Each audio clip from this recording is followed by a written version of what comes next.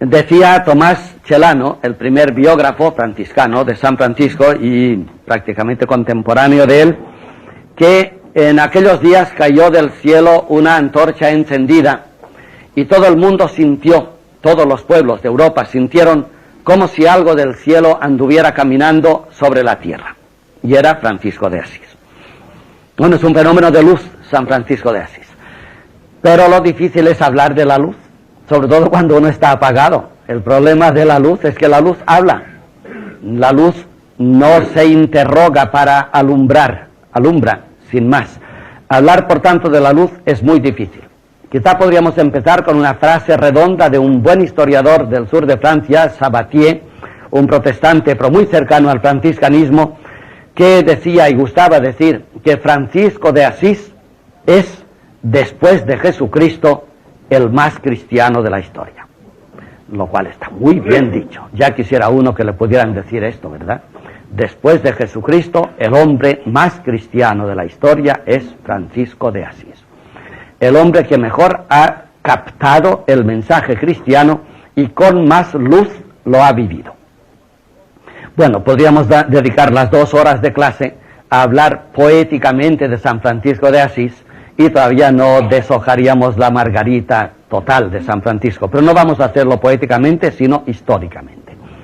Este curso está pensado, como he dicho ya muchas veces, para que no nos perdamos, primero como historia, evidentemente, pero no tampoco como historia como meta. No nos interesa la historia en sí, sino que exponemos unos hechos o personajes históricos para percatarnos y enterarnos de una vez que se puede ser cristiano de manera diferente a como lo somos nosotros.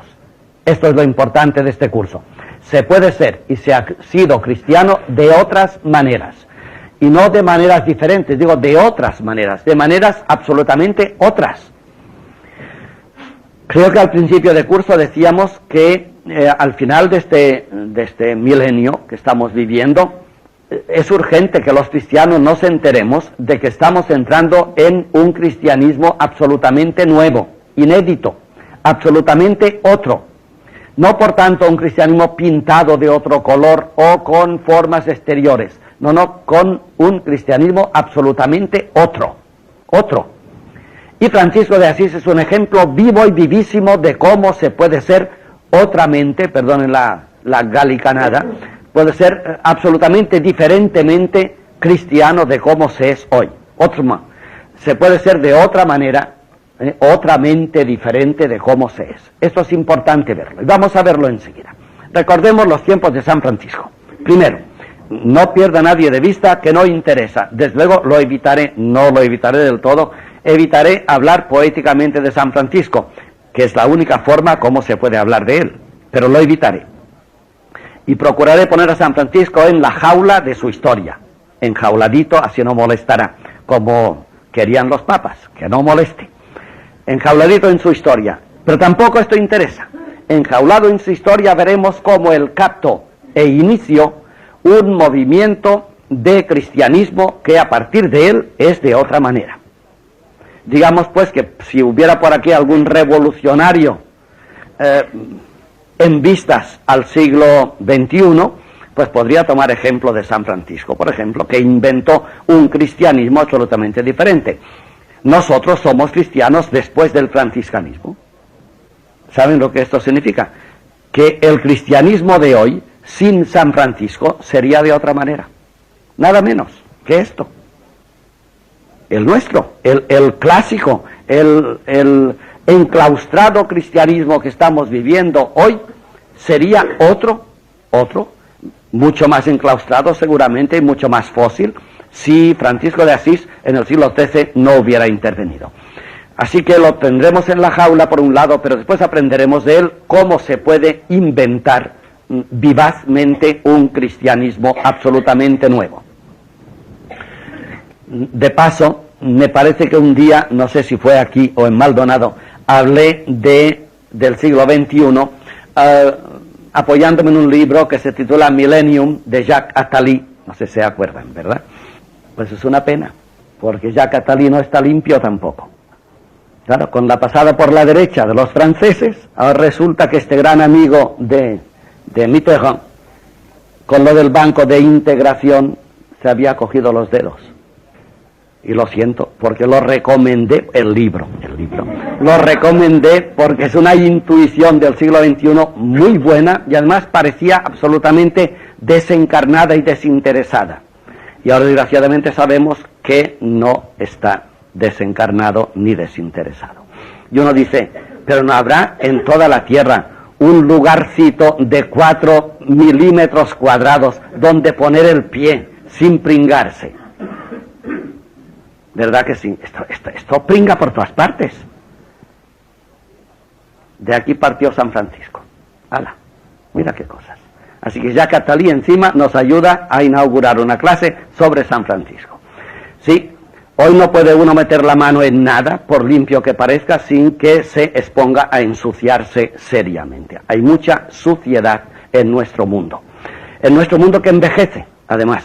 Porque justamente en tiempos de San Francisco había una frase que empezaba todos los documentos, tanto notariales, civiles como eclesiásticos, que decía así, senescente mundo. Y senesco es envejecer, ¿no? Y el mundo es el mundo. Pues mientras el mundo envejece, senescente mundo, ablativo absoluto. Bueno, pues estamos ahora al final del siglo XXI también en un ablativo absoluto. Este mundo nuestro envejece. Y por donde le toques, pues tiene piel podrida. Ya está. ¿De qué nos maravillamos? Pero no tiene solución este mundo que envejece tan rápidamente y que tiene pústulas por todas partes. Veamos a San Francisco, que se encontró igual. Pero retengamos lo siguiente. Primero, situación de San Francisco, 1182-1216. Recuerden que el Papa de esta época es un gran Papa que ustedes conocen, Inocencio III, del que hablé, que gobernó del 1198 a 1216. Un momento que me he equivocado. Este es 26.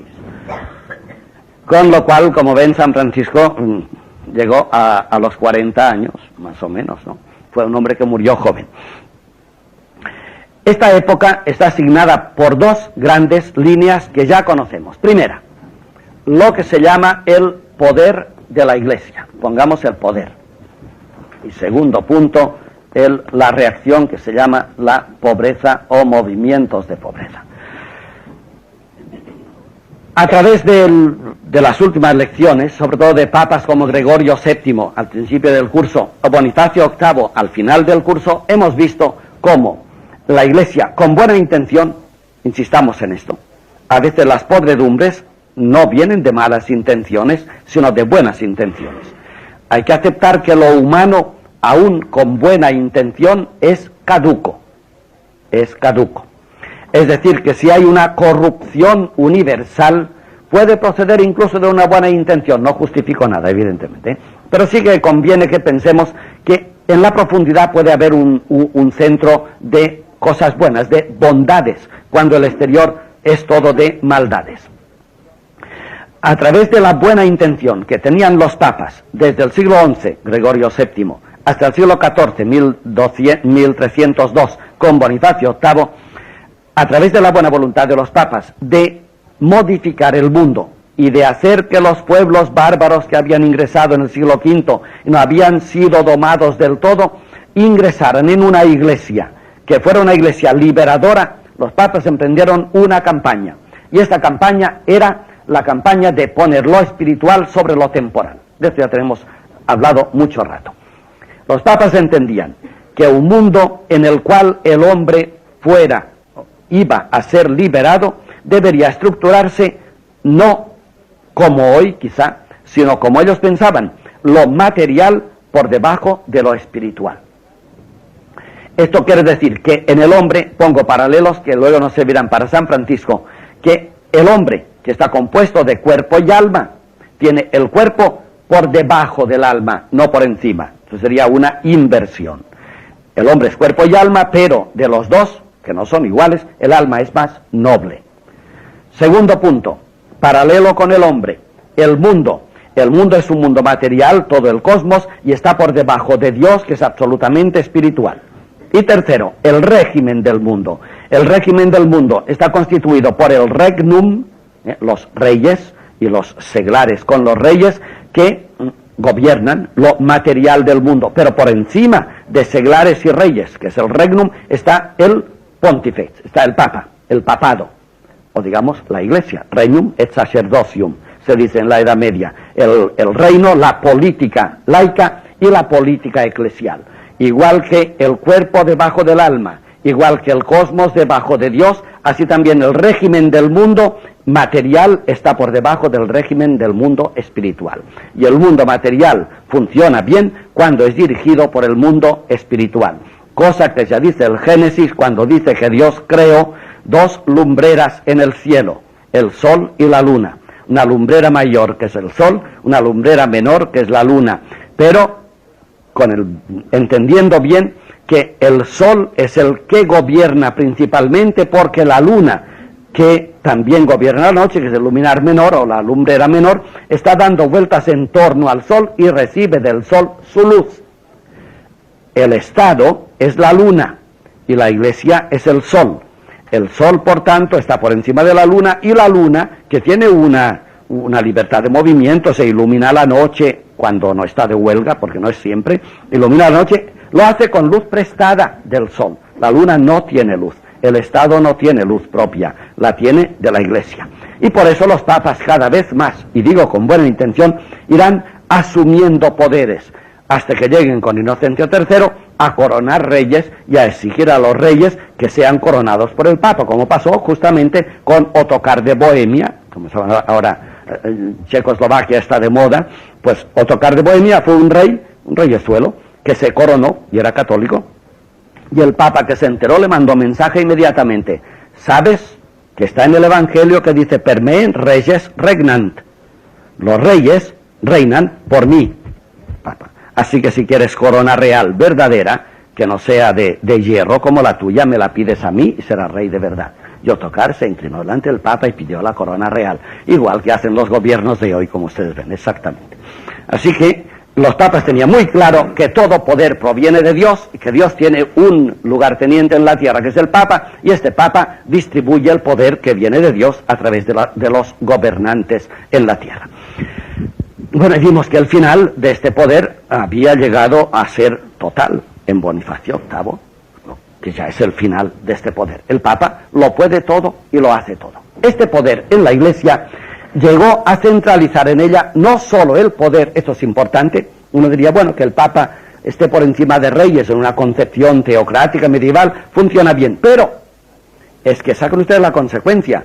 Los reyes están debajo del Papa, como lo material en lo humano está por debajo de lo espiritual. Esto quiere decir que lo material funciona cuando lo espiritual lo gobierna, y por tanto el Papa es tanto más Papa, no solo cuanto más distribuye el poder a los reyes, sino cuanto más poder temporal tiene. El Patrimonium Petri, por ejemplo. El Papa debe tener patrimonio. Si alguien tiene derecho a tener tierras en el mundo, es el Papa, porque las tierras del Papa tienen la ventaja de ser materiales, pero gobernadas directamente por lo espiritual, que es el supremo honor que puede suceder.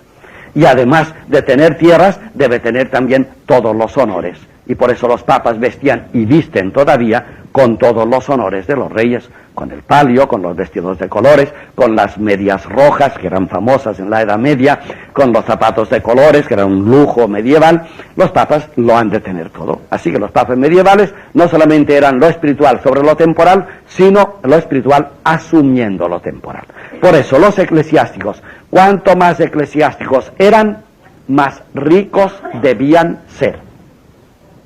Y digo que había una intención, porque el pueblo exigía. Un pobre sacerdote, era un pobre sacerdote.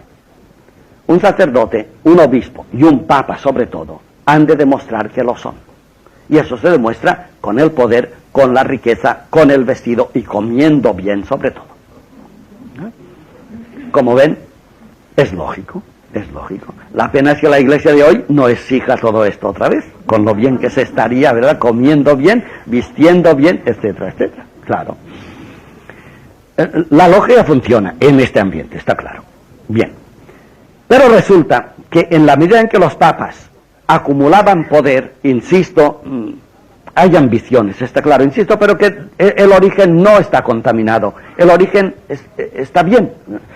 sacaban un hilo de un ovillo que era bueno, tiraban, y venían con todo el poder, con toda la opulencia. Les conté el caso, es que es un caso famosísimo, cuando se inauguró el concilio de Viena en Francia, en el Delfinado, en Viena, en 1311, el Papa Clemente V vivía en Aviñón, son los papas de Aviñón. El Papa se trasladó de Aviñón a Viena para presidir el concilio de Viena en 1311-1312. Bueno, pues durante 14 días atravesaron el puente del Ródano las acémilas del Papa cargadas con lo que el Papa necesitaba en el concilio. 14 días de burros desfilando por el río para que el Papa en el concilio, en Viena, que no era su tierra, tuviera lo necesario. Menos mal que el Papa no pasaba más que lo necesario.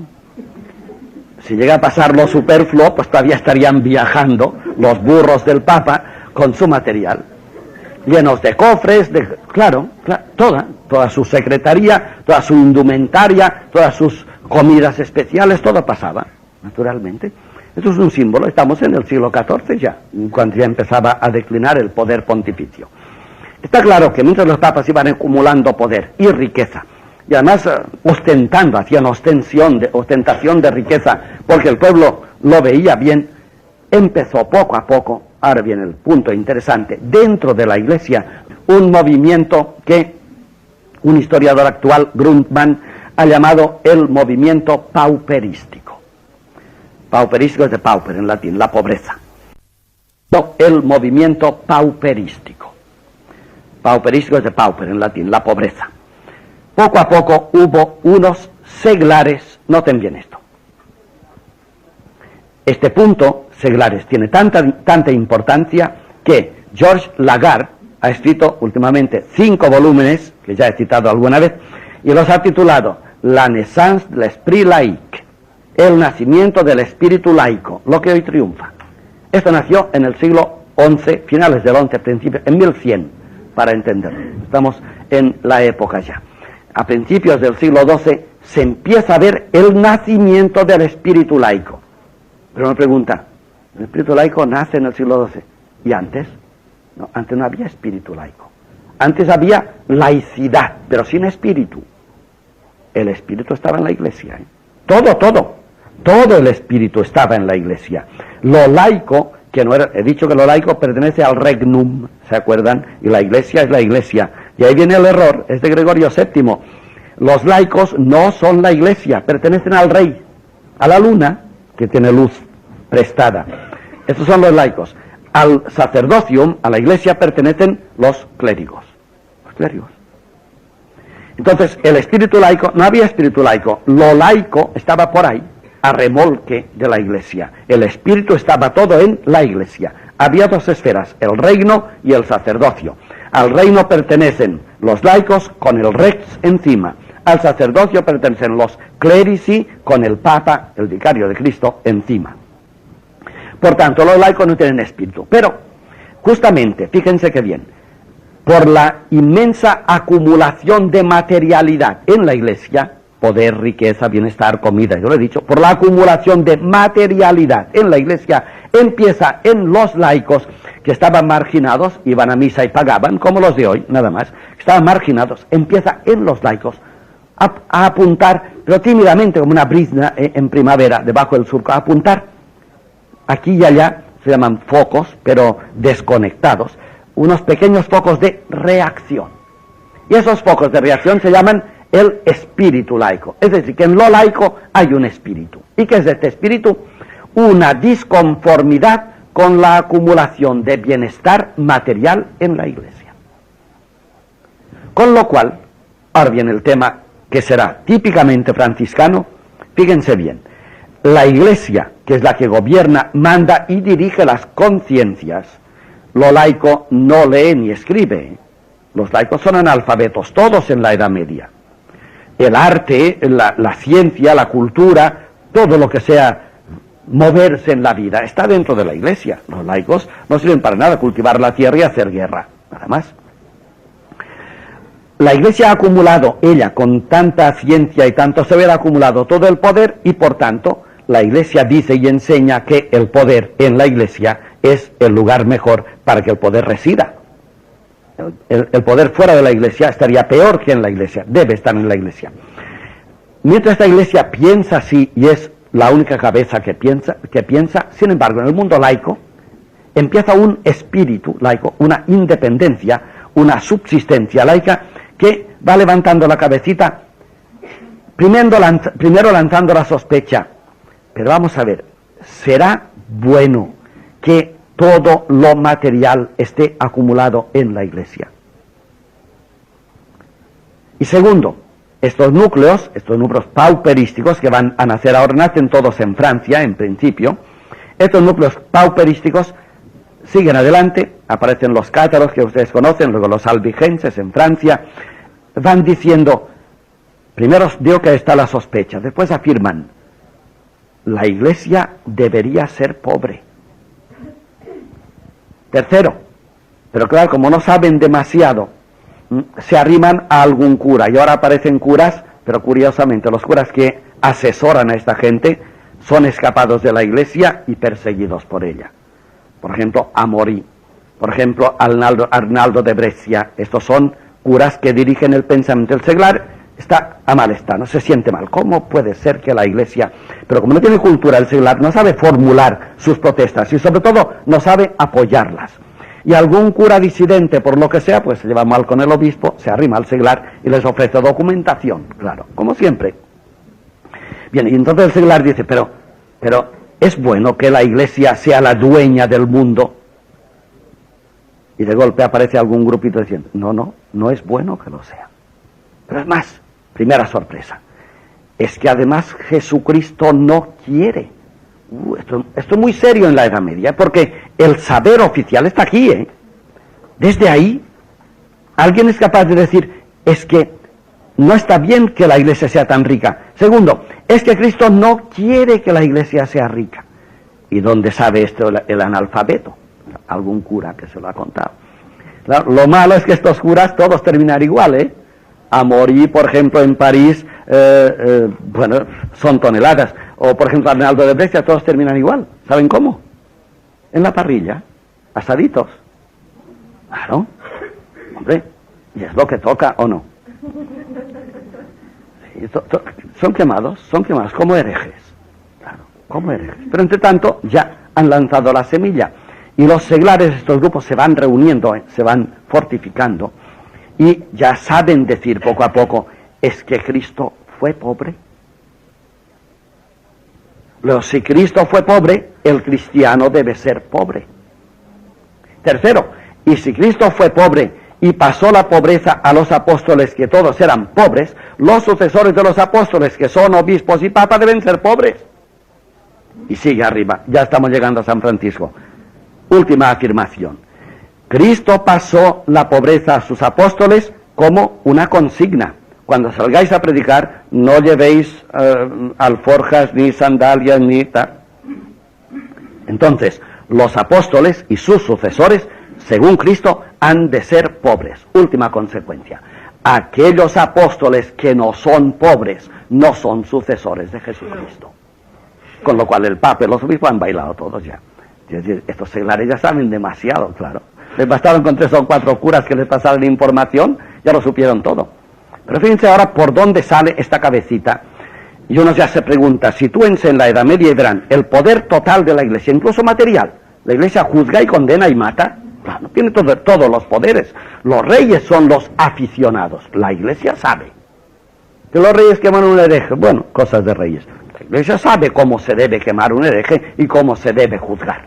Tiene todo el poder. Que en la otra parte, en ese esprit laïque de que hablo, el mundo laico que levanta su cabecita y que va afirmando, pues resulta que estos pequeños grupos llegan a afirmar lo siguiente: está claro que Cristo quiso unos discípulos pobres, y por tanto unos discípulos ricos no son los discípulos de Jesucristo. Es así que el Papa y los obispos son ricos, luego el Papa y los obispos no son discípulos de Jesucristo. Se niega no solamente que la Iglesia pueda ser rica, se niega que la Iglesia de Jesucristo pueda ser rica y seguir siendo iglesia de Jesucristo. Esto se niega. Estos se llaman los movimientos pauperísticos. Características de estos movimientos, según Grundmann. Primero, todos predican la pobreza. Y esta pobreza es una reacción, digamos que es reaccionario el movimiento. Se oponen de frente, primero tímidamente, pero después, cuanto más avance el siglo XII, se van oponiendo más frontalmente a la iglesia rica. Por esto da la impresión de que la poca documentación, insisto que esta gente son analfabetos, por tanto lo poco que queda es normalmente de interrogatorios de tribunales. Por tanto la documentación que tenemos sobre los pobres, estos pobres de la iglesia, es la documentación que nos han dejado sus adversarios, los que presiden los tribunales que condenan a la horca o a la hoguera a los herejes que van a condenar. Por lo tanto, es parcial la información, pero así todo nos podemos acercar a la documentación. Estos laicos que predican la pobreza son pauperísticos, son defensores de la pobreza, primero como reacción a la riqueza de la iglesia. Se oponen taxativamente a que la iglesia sea rica. En segundo lugar, estos opositores de la iglesia son todos laicos, quitando estos sacerdotes que se meten a veces para ayudarles. Son laicos, es decir, que el movimiento de reforma de la iglesia a través de la pobreza en el siglo XII y siguientes nace en núcleos laicos, que practican y que van a la iglesia y que reciben los sacramentos, pero que dicen que los sacerdotes y los obispos y los papas deberían ser pobres. Así que los movimientos pauperísticos son laicos, son pauperísticos y además son movimientos aislados. Son pequeños núcleos como hongos en un bosque que forman un grupo, por ejemplo en Albi, otro grupo en Provenza, otro grupo en el Languedoc, otro grupo en Elna, otro grupo en Barcelona, sobre todo los Pirineos. Algo hay en París, pero más bien está en el eje de los Pirineos, los núcleos que no se comunican, sino que viven y se reúnen, pero entre sí, las personas de cada grupo, sin saber de otros grupos hasta más tarde. Es decir, que hay como sobre el nivel del agua, como unas ampollas que nacen de abajo, pero no tienen relación una con otra. Y ves por encima, en la Edad Media, a través de tribunales, que en Albi hay una ampolla, un grupo. Después en Metz hay otro grupo. Después en Montpellier otro grupo. Pues en Béziers hay otro grupo. Después unas ampollas por encima del agua, sin relación. Vienen de abajo sin saber de dónde. Pero curiosamente todas coinciden en que son pauperísticos, en que son laicos, y faltan unos detalles que diré después, y que son de oposición a la riqueza de la iglesia.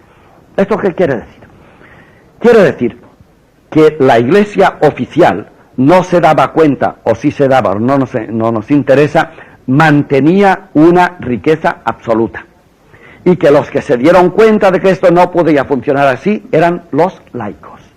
Laicos que no se pusieron de acuerdo entre sí, sino que aquí y allá estallaban en pequeños grupos. ¿Y qué hacían estos pequeños grupos? Estos pequeños grupos hacían tres cosas particulares. Primero, se reunían periódicamente. Grupos de revolución, para decirlo así, se reunían los sábados, por ejemplo. Y hablaban de sus cosas. Si había cura, los instruía. Si no había cura, pues se pasaban información, como la ETA. Se pasaban información y se reunían ahí, tramaban. No tramaban matar a nadie, hacer burradas gordas, no tramaban. Se inflamaban a sí mismos diciendo, esto no puede ser, no puede ser. La jerarquía maneja demasiado dinero, tiene demasiado poder, esto no puede ser así porque Jesucristo, eran auténticamente cristianos, quería que la iglesia fuera pobre. Muy bien, se reunían. Primero tienen la costumbre de reunirse. Segundo punto, eran terriblemente austeros. Ahí vendrá el tema peligroso, porque si hubiesen predicado solo, habrían fracasado. Pero practicaban. Y se dieron cuenta rápidamente que la forma de tirar abajo el esplendor de riqueza de la iglesia era vivir austeramente, con lo cual acertaron. Y se dieron cuenta rápidamente que la forma de tirar abajo el esplendor de riqueza de la iglesia era vivir austeramente, con lo cual acertaron. el ejemplo es destructor y demoledor. Así que se reunían de vez en cuando, se animaban entre sí y practicaban, eran rigurosamente practicantes de la pobreza. Y en tercer punto, eran, lo que dice Grundtmann, aparentemente anticlericales. Fíjense por dónde empieza el anticlericalismo tan de moda. Pero dice Grundtmann, aparentemente anticlericales. Hablan muy mal de los clérigos, incluidos obispos y papas. Y eso quiere decir que son anticlericales. Y dice Grundtmann, no son anticlericales, justamente son clericales, son enemigos de los malos clérigos, lo cual no quiere decir que sean anticlericales, son tan clericales que quieren a los clérigos buenos y por tanto atacan a los clérigos malos. Por lo tanto no son anticlericales sino anti-malos clérigos y se ensañan en ellos. Se ensañan tanto que, por ejemplo, los patarinos en Milán, los grupos, había dos grupos muy poderosos en Milán, semicrípticos, semiescondidos, de seglares, reformistas, de estos pauperistas, que entre sí se propusieron que nunca asistirían a la misa de tal y tal y tal, y enumeraron los clérigos ricos. Es decir, hacer el vacío, como los curas vivan de los laicos, no lo pierdan de vista, lo sabe Matilde Fernández muy bien, los curas viven de los laicos. Así que los grupos dijeron, claro, como los curas siguen su camino con la riqueza y viven muy bien, pues nosotros, los grupos, no iremos a la misa de tal y tal y tal, que son ostentosamente ricos. Y hacían propaganda y procuraban quitar gente, cortar la hierba debajo de los pies de los clérigos, que según ellos vivían mal, eran ricos, vivían amancebados, etcétera, etcétera. Bien, pero se ve que los patarinos cada vez eran más numerosos, más poderosos y más impacientes. Y cuando vieron que haciendo el boicot a los malos curas, no yendo a sus sacramentos y a sus misas, pero que los curas seguían igual, entonces optaron por otro sistema que fue muy, muy sonado. Y es que, viendo que cierta gente todavía iba a misa de los malos clérigos, estos patarinos, a la salida de la misa de los domingos, que es un buen lugar, con buenos palos, esperaban al cura a la salida de la iglesia. Y les daban palizas serias. De forma que, claro, como el vacío no bastaba, pues entonces esperaban en la puerta de la iglesia a los curas y una buena paliza. Bueno, y resulta, para que vean la cosa donde llegó, estoy corriendo mucho, que quiero llegar a San Francisco, llegó tan adelante la cosa que el Papa se asustó, porque tened en cuenta que la iglesia, convencida de que el espíritu es lo que manda y lo que debe mandar, no puede tolerar que un grupo de laicos analfabetos apalee un cura. Claro, la mentalidad está clara. Hoy en día no somos así, ven cómo estamos en otro mundo. No se puede apalear un cura. Hoy en día el Papa seguramente diría que investiguen al cura a ver qué pasa, lo ya veremos. No, el cura tiene razón siempre. Han apaleado al cura, muy bien. No solamente apalearon al cura, sino que a dos de ellos, a dos curas, los mataron a palos. Y el Papa, para decir a los laicos que se equivocaban, los canonizó inmediatamente a los dos curas matados. Se llaman San Heraldo y San Erlenbaldo. Son santos.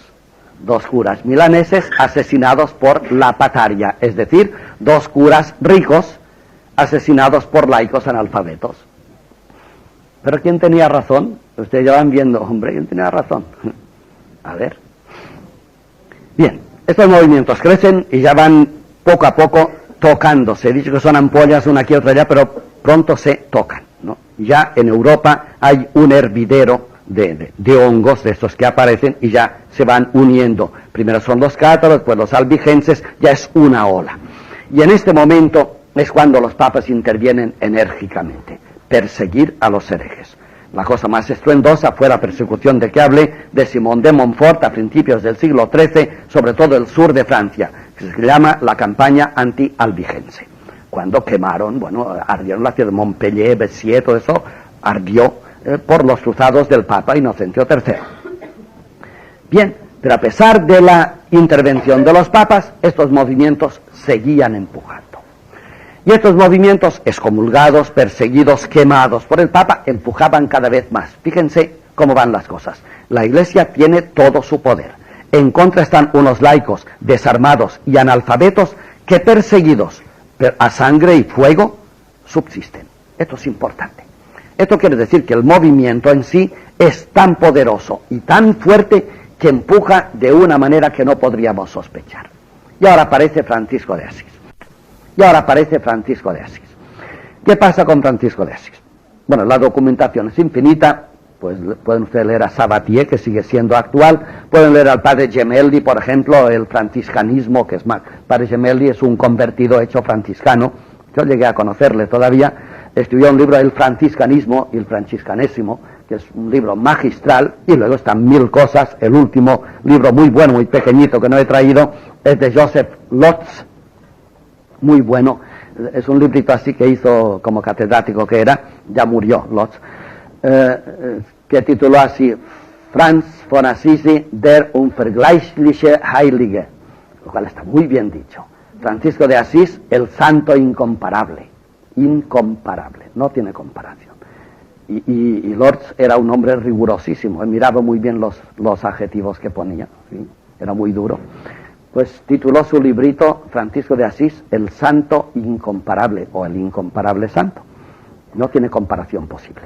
¿Qué pasa con Francisco de Asís? Digo que nació al final ya del siglo XII, como ven, pero nació ya como predestinado. Francisco de Asís nació en Asís, está claro. Y su padre era Pedro Bernardone. Pedro Bernardone era un comerciante de lanas, y sobre todo de lanas teñidas. El comercio de la lana empezó a correr en los tiempos de los trovadores, son estos tiempos, ahora estamos en el eje de la Edad Media, de la Edad Media alta, empieza a bajar, el culmen de la Edad Media. El padre de San Francisco era un comerciante en lana, sobre todo en lana teñida, y en lana roja, que llamaban entonces, que era la más preciada, y recorría desde el norte o del centro norte de Italia por todo el sur de Francia, el Languedoc, que decimos, o la Provenza. Bueno, y en uno de sus caminos, Bernardone conoció a una francesa, se llamaba Pic, y se casó con ella, y se la llevó a Asís. Bueno, y de la francesa y el italiano nació Don Juan, se llamaba Juan Francisco, Sí, Juan. Pero resulta que su padre lo bautizó rápidamente, le llamó Juan, pero volvió otra vez a un viaje de lanas, vendió muy bien por el sur de Francia, y al volver se ve que había echado tanto de menos a su mujer, a Pica, la francesa, su mujer era francesa, era provenzal, que cuando llegó a Asís dijo Pedro Bernardone, no se llama Juan, se llama François, francés, era por su madre. O sea que el padre de San Francisco amaba tanto a su mujer francesa, que quiso que el hijo de su mujer se llamara francés, François, y por eso lo llamó francés. Francisco es francés. Bueno, pero lo interesante es que toda Umbría, Asís está en la Umbría, toda Umbría estaba plagada de umiliati, que son unos grupos de reforma laicos del tipo que acabo de explicar. Y resulta que Madama Pica, la madre de San Francisco, era provenzal, y toda Provenza era laica, pauperística, reformística y opositora a la Iglesia. Es decir, que San Francisco nació de padre y madre heréticos. Eran católicos, practicantes, pero con mucho interés por la reforma de la Iglesia. Así que Francisco, tanto por su padre como por su madre, nacía predestinado a heredar todo el empuje de los movimientos laicos. Así que, apenas nacido Francisco, de alguna forma, bueno, ya sabéis que la juventud fue muy movida, pero cuando él habla de su conversión en plena juventud, se dio cuenta de una cosa. Primero, que quería vivir libre. Eso será típico de San Francisco, también frente a la Iglesia, Quería vivir libre. Y segundo, quería no deber nada a nadie. Y cuando un día su padre le recriminó sus correrías por el mundo, Francisco hizo una trastada, una salvajada, emplazó a su padre delante del obispo. El obispo es una autoridad civil siempre en la Edad Media, Y cuando padre e hijo estuvieron delante del obispo, Francisco se quitó toda la ropa que llevaba, que era ropa rica, su padre era comerciante en lanas buenas, se quitó toda la ropa, se la tiró delante del obispo a su padre y le dijo, ahora, a partir de hoy, en vez de decirme hijo de Pedro Bernardone, diré Padre nuestro que estás en los cielos. Y ante el obispo declaró que no era obispo, era hijo de Pedro Bernardone, sino hijo de Dios. Y desnudo se fue a empezar una vida libre. Este es el origen del franciscanismo. Como ustedes ven, ya se ha desprendido de su padre, se ha desprendido de la riqueza, es de familia rica San Francisco, y siente dentro de su sangre, seguramente en principio no sabe qué, pero que la pobreza es fundamental. Y por esto hablará él siempre de dama pobreza o madama pobreza. Él está casado con, es un trovador San Francisco, por tanto con la señora pobreza. ¿Y por qué empezó su conversión hablando y practicando la pobreza? Porque en su sangre ardían estos movimientos. Lo fundamental para ser cristiano es ser pobre. Y cuanto más pobre uno es, más cristiano es. Y cuanto más rico uno es, menos cristiano es. Con lo cual la oposición a la Iglesia está hecha. Pero lo curioso es que empezó a vivir pobremente. No tenía casa, no tenía vestido, corría mendigando lo que podía, pero sobre todo decía las palabras que podía decir y daba ejemplo de alegría espiritual. Esto es importante. La perfecta Leticia, de que hablará él. Irá por el mundo dando sensación de mucha alegría, como los pajarillos de la mañana. Y por tanto haciendo ver, sin decirlo, que donde no hay alegría es donde hay demasiado dinero y demasiado poder. Haciendo entender, por tanto, que la libertad y la alegría están con la pobreza y que la opresión y la tristeza están con la riqueza.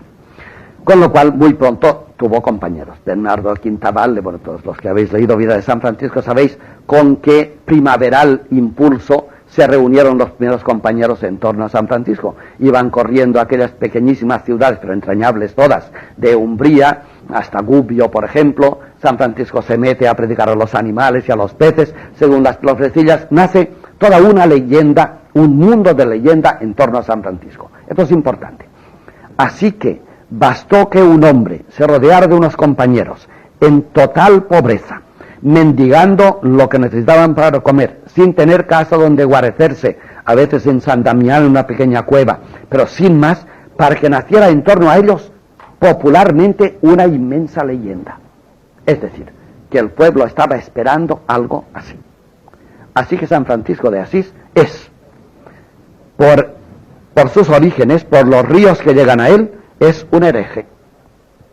Lo que hay que tener mucho cuidado en decir, Las inquietudes de todos los herejes laicos pauperísticos opuestos a la Iglesia rica desembocan en San Francisco.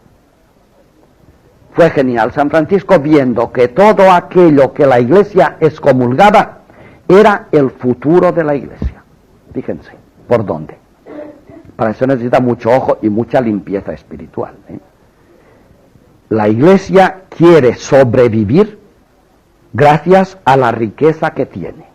Y Francisco vio, pues sobrevivirá gracias a la pobreza que persigue. Y la encarnó en sí. Lo que pasa es que, termino esta primera parte con una cosa positiva. Lo que pasa es que San Francisco nunca ataca directamente a la Iglesia jerárquica. Nunca. Sino que adopta una postura en contra de ella, si se quiere, pero no en contra de ella directamente. No dice, vamos a atacar. Él adopta una postura, adopta una vida y una forma de ser que está en contra de todo el comportamiento de la Iglesia jerárquica. Y lo interesante es, digo, que todo lo que antes había sido excomulgado, perseguido por la Iglesia, desemboca en él. Y ahora dirás, pues entonces Francisco es un heresiarca. Todos los ríos de las herejías, de las oposiciones a la Iglesia, desembocan en él, es un heresiarca. Pues un heresiarca que en un momento dado logra hacerse amigo de su obispo, y este obispo tiene en Roma un cardenal amigo, se llama el cardenal de San Pablo, famoso. Y el cardenal de San Pablo, que es amigo del obispo de Asís, logra nada menos, maravíllense, que el Papa dé una audiencia a Francisco de Asís, que va en calzoncillos, va desnudo prácticamente, y no tiene donde albergarse ni qué comer. Y al final, Francisco de Asís se va a Roma y es recibido por el Papa. El Papa es Inocencio III. ¿Se acuerda de Inocencio III? El más grande Papa que ha existido, con inmenso poder y con inmensa sabiduría. Recibió a Francisco de Asís y le escuchó. Insisto en que en Francisco de Asís están presentes todas las herejías perseguidas enérgicamente por la Iglesia durante más de un siglo. Y el Papa le escuchó. Este Papa era tonto, no vio lo que había en Francisco. ¿Sí? Vio más Inocencio III, y en la aprobación lo dice claramente. Inocencio III, que era un grande hombre, un gran político, pero un grande hombre, y además tenía buena intención, lo que vio en Francisco fue todas las herejías perseguidas. Él había mandado a Simón de Montfort a matar herejes albigenses en el sur de Francia, Inocencio III. Bueno, pues lo que vio en Francisco de Asís fueron todas las herejías concentradas, pero capaces de ser aceptadas por la Iglesia. Esto es lo que añadió Francisco de Asís. Aquellos ríos que venían impetuosos arrasando y que la Iglesia mal paraba, en Francisco de Asís estaban con la cabeza gacha pidiendo al Papa que les dejara entrar en la Iglesia, y eso vio el Papa y le abrió la puerta y sorprendentemente le dio permiso a Francisco para predicar.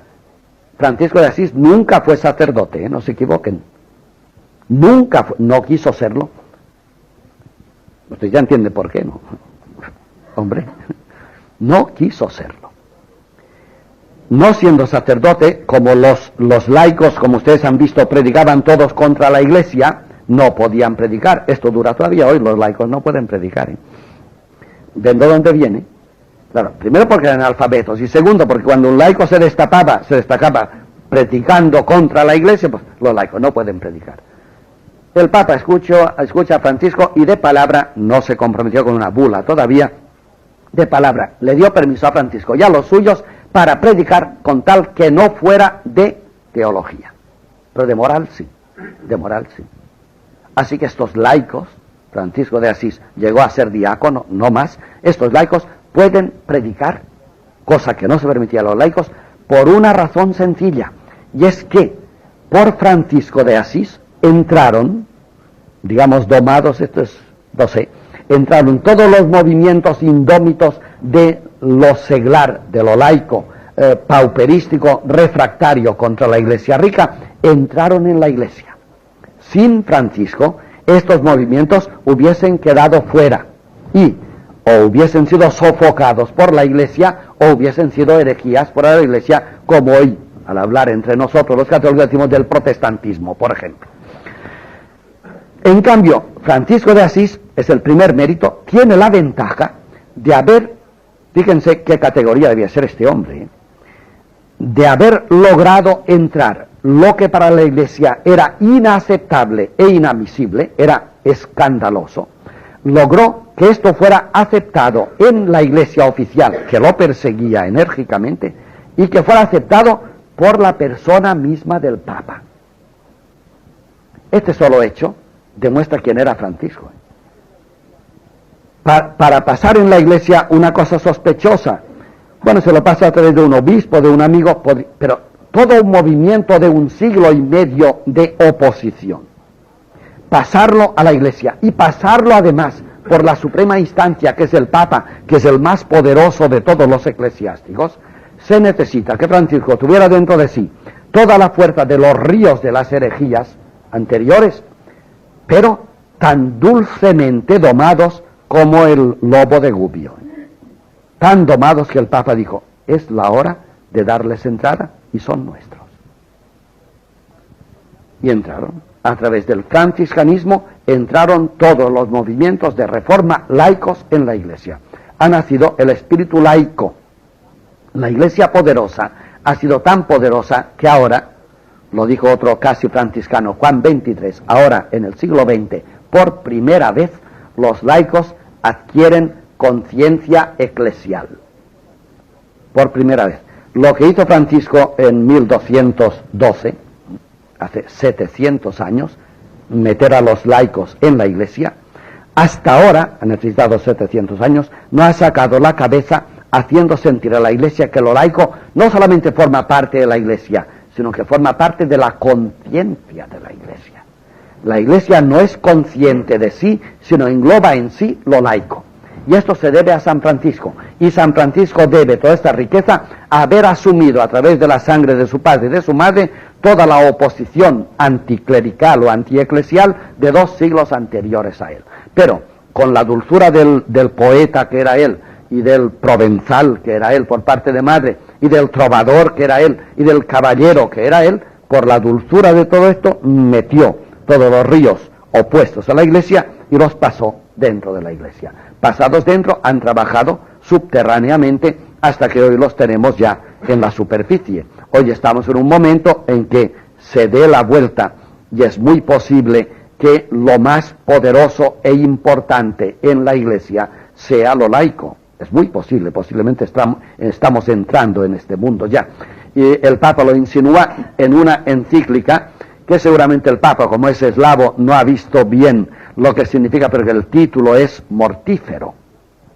Por primera vez en la historia hay una encíclica que se titula Christi Fideles Laici. El título ya. Los fieles laicos. En la Iglesia, claro, en la Iglesia. Por primera vez. O sea que le ha costado 700 años a San Francisco sacar la cabecita. Es decir, que si San Francisco es un hombre actual, que lo es un actual de hace 700 años. O si se quiere decir de otra manera, lo que hoy con alegría estamos viviendo, lo sembró hace 700 años San Francisco. Es decir, que es un profeta que ve a la distancia de 700 años. Es la misma que hay entre Isaías y Jesucristo. Más o menos, más o menos. Bueno, pues este es San Francisco de Asís en la primera parte. Pues veremos la consecuencia que es el franciscanismo. La primera parte dice sencillamente que el poder de la Iglesia total en la Edad Media hacia el siglo XII desató lentamente y solapadamente en pequeños núcleos seglares una oposición que entendió que no es bueno que la Iglesia sea rica, que cuanto más cristiano uno es, más pobre debe ser, y que por tanto los discípulos de Cristo, sobre todo los jerarcas que no son pobres, no son discípulos de Cristo, con lo cual el Papa y los obispos tienen problemas serios, claro, menos mal que no se los creyeron. Pero Francisco, en vez de predicarlo de esta manera, lo ingresó en su vida, lo hizo, lo dulcificó de tal manera que el Papa aceptó de forma no estridente toda este caudal de agua, de riqueza, dentro de la Iglesia, que ha sido justamente el principio de una pauperización de la Iglesia en su jerarquía. No ha llegado del todo todavía. Esto tuvo oposición muy seria, ya no hablaré porque esto ya es del siglo XIV. Los franciscanos, que son herederos de San Francisco y de estos movimientos, no lo pierdan de vista, cuando el Papa se les opuso, sobre todo a los espirituales, estamos en el siglo XIV con Juan XXII, en 1217, cuando el Papa condena a los espirituales, que son los franciscanos más radicales, estos franciscanos están diciendo el Papa no tiene autoridad porque es rico. Y claro, los discípulos de Cristo no han de ser pobres. Y como los franciscanos ya tienen cultura, ya no son laicos, bueno, muchos son laicos, pero los franciscanos auténticos ya son sacerdotes la mayoría y algunos catedráticos, como San Buenaventura, y ya saben lo que manejan. Y entonces el Papa no es ni siquiera cristiano porque es rico, y los cristianos han de ser pobres. Y Cristo, sobre todo, que es el jefe del cristianismo, el fundador, era absolutamente pobre. Con lo cual, el Papa y los suyos, los obispos, contestan a los franciscanos, invaden el mundo. Lo diré en la segunda parte. San Francisco de Asís, que vivió poco tiempo, miren las fechas, ya murió viendo franciscanos en toda Europa. Era un caso típico, era un incendio. En vida de San Francisco, por ejemplo, el concilio, se llama la reunión de las esteras, tuvieron que sentar franciscanos en esteras porque no cabían en ninguna parte. En vida de Francisco, que era un muchacho. El franciscanismo fue el estallido por toda Europa. Los reyes, las cortes, eran todas franciscanas. La de Aragón, porque la de Mallorca, toda. Se decía en Cataluña, todavía se dice hoy en día, y en Mallorca se dice más, pero esto es ofensivo, con una expresión muy mallorquina, se dice qui per fra, qui per germà, tot el món és franciscà. Ya sea por fraile, ya sea por hermano, los franciscanos se llaman hermanos, todo el mundo es franciscano. Ya por fra, ya por germà, todo el mundo es franciscano. Todo el mundo. Sí, todo el mundo era franciscano. Y sobre todo de mentalidad. Muy bien. Todos los franciscanos saben muy bien lo que dicen y ya gobiernan el tema. Sin embargo, todavía no han hecho su labor y los papas siguen siendo poderosos y los obispos poderosos. Los franciscanos se callan, pero cuando el papa ataca, atacan ellos. Y dicen, Jesucristo era pobre. Y el papa y los suyos contestan y dicen, no, Jesucristo no era pobre. Asústense y verán por dónde van las luchas en la iglesia. Los franciscanos dicen, el papa no puede ser papa mientras tenga riqueza, porque los cristianos han de ser pobres, y Cristo quiso que sus discípulos fueran pobres, y sobre todo Cristo era pobre. Y el papa, que es Benedicto XII, lanza una bula que se titula Cum Interquosdam, muy seria, en la cual dice que los franciscanos que predican que el papa que es rico no puede ser papa, son heréticos. Y son heréticos porque dicen los franciscanos que Cristo era pobre, siendo así que Cristo no era pobre. Dice el Papa, Cristo no era pobre. Y en el Interquosdam dice el Papa, y los que dicen que Cristo era pobre son herejes. ¿Y por qué? ¿Cómo puede el Papa declarar que son herejes los que digan que Cristo era pobre? Dice, sí señor, dice el Papa, hay un argumento. San Juan dice que en el colegio apostólico, entre los apóstoles, había uno que se llamaba Judas, que tenía la bolsa, y que en la bolsa echaban lo que les daban, con lo cual se demuestra que el colegio apostólico tenía dinero. Cristo no era pobre, y por tanto podemos tener dinero. Fíjense, ¿por dónde va la escritura? Así que, si alguien dice, si el Papa pretende hacer dogma de la bula, si alguien dice que para ser cristiano de verdad hay que ser pobre, porque Cristo era radicalmente pobre, anátema sí, es un hereje. Cristo no era radicalmente pobre, porque tenía dinero. Y sin embargo Cristo, claro, los franciscanos lo sabían, dijo, el Hijo del Hombre no tiene donde reclinar la cabeza. Los zorros tienen madrigueras, y los pájaros del cielo nido, pero el Hijo del Hombre no tiene donde reclinar la cabeza. ¿Era pobre o no era pobre Cristo? Esto no se ha resuelto todavía no está resuelto. En esta segunda parte, queridos amigos, vamos a ver el franciscanismo, la ola de luz que sale de San Francisco. Lo que hemos hecho en la primera parte ha sido sencillamente colocar a San Francisco y ver los ríos que llegan a él, es decir, de quién es hijo San Francisco. Y ahora vamos a ver qué es lo que nace de San Francisco. Es indispensable para colocar bien al santo, a este hombre especial, que como he dicho es una llama caída del cielo en torno a la cual el mundo de su tiempo busca luz y en torno al santo, se hace este fenómeno curiosísimo de que en vida del santo que muere joven, ya su obra se expande y se reparte por toda Europa prácticamente en un movimiento imparable. Para explicar este fenómeno se necesita, como hemos visto, ver la situación del mundo cristiano de su tiempo, que es una situación en que el mundo espiritual lo es todo y el mundo laico no es nada. El movimiento empieza por el espíritu laico que va emergiendo poco a poco y que impone sus puntos de vista de forma revolucionaria, de manera que la Iglesia se opone a estos movimientos hasta que estos son asumidos inconscientemente por Francisco de Asís. Desembocan en él estos movimientos pauperísticos de reforma y de sencillez humana y evangélica. Una vez que Francisco habla con el Papa acepta estos movimientos, pero noten bien, a través de la cara de San Francisco. Estos movimientos nunca habrían llegado a entrar en la Iglesia, por lo menos como entraron, si no hubiesen tenido un portavoz de la categoría de Francisco de Asís. Digamos que fue un valedor extraordinario. Una cosa que para la Iglesia era inaceptable, se hizo no solo aceptable, sino canonizable a través de un hombre especial, que es San Francisco. Desde este momento en que el Papa Inocencio III acepta la forma de vida de San Francisco y su predicación, hemos de ver cuál era la forma de vida de San Francisco y su predicación, que hicieron el milagro de que el franciscanismo se difundiera de espectacular manera en el mundo conocido. Primero, Francisco de Asís es un hombre sincero, la sinceridad y la sencillez, tan sincero y sencillo. Eso es fundamental. ¿Eso qué significa? Quizás las palabras no son buenas. Estoy copiando ahora a Lourdes, Francisco el Incomparable. Hoy, si hablamos de sencillez, yo quisiera insistir en las palabras.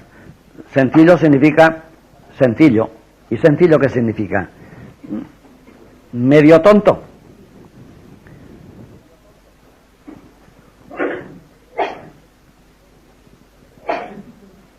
Ustedes imagínense una persona sencilla, un labrador del campo, por ejemplo, o imagínense lo contrario, quizá nos ayude más.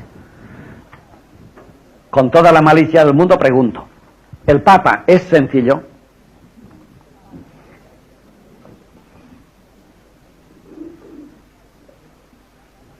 Felipe González es sencillo. Hay malicia en la pregunta, pero quizá la pregunta orienta, ¿verdad que sí? ¿Qué quiere decir sencillo? No tiene nada que ver con la tontería, ¿eh? Hemos visto que en este hombre desembocan ríos caudalosísimos que causaron profundísimos problemas a la Iglesia y que vistos desde ahora, estos movimientos fueron tan providenciales en Francisco de Asís que después de 700 años están dando su fruto.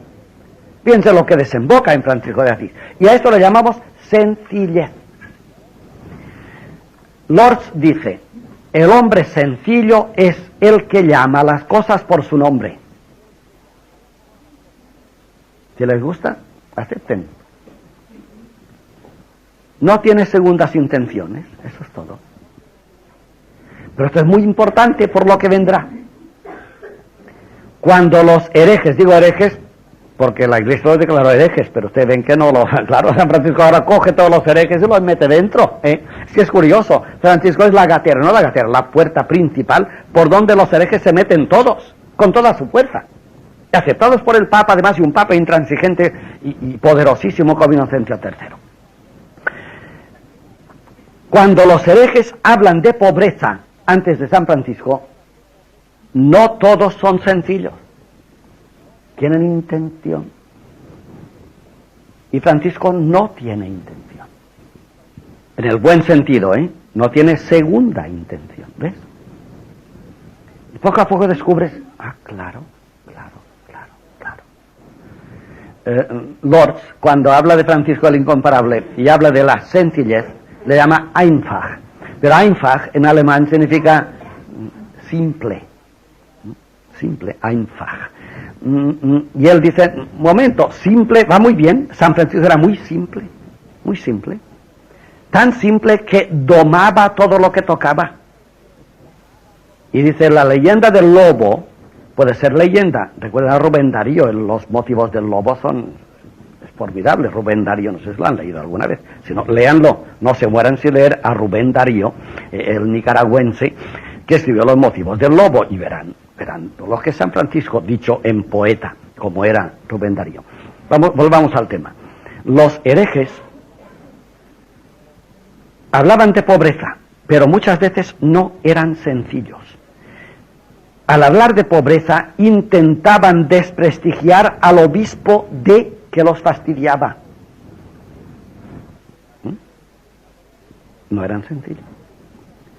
Einfach, por tanto, significa sencillo en el sentido de directo, llamar las cosas por su nombre. Pobreza es pobreza. Bueno, pero... No, pobreza es pobreza. Ahora verán por dónde van las cosas. Pobreza. Laico, hombre, laico es anticlerical. Lo laico, el laicismo, ¿qué es laicismo? No.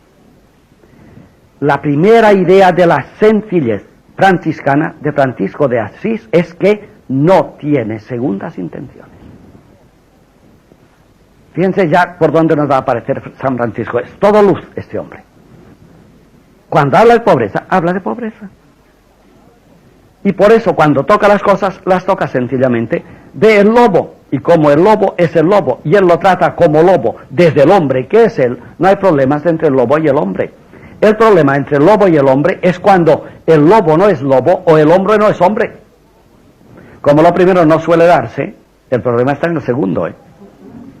Claro, el lobo suele ser lobo, el que no es hombre es el hombre. Pero el hombre en contacto con la naturaleza sintoniza. Nace el segundo punto de la Einfachheit de que habla él, que es la cosmovisión que hoy llamaríamos ecológica, la ecología. La ecología franciscana, eso se llama cosmovisión o cosmicismo. Pongo cósmico y así no complicamos las cosas. Francisco en todas sus visiones y sus proposiciones es universal. Hay que casarlo con la simpleza, con la simplicidad de arriba, o la sencillez. ¿Qué significa universal? Significa que lo sencillo se aplica a todo. Luego, el hombre sencillo es universal, significa que ve la estrella como estrella. Bueno, pero la estrella que más nos calienta y nos... No, es una estrella. Y ve la flor como flor, y ve el agua como agua.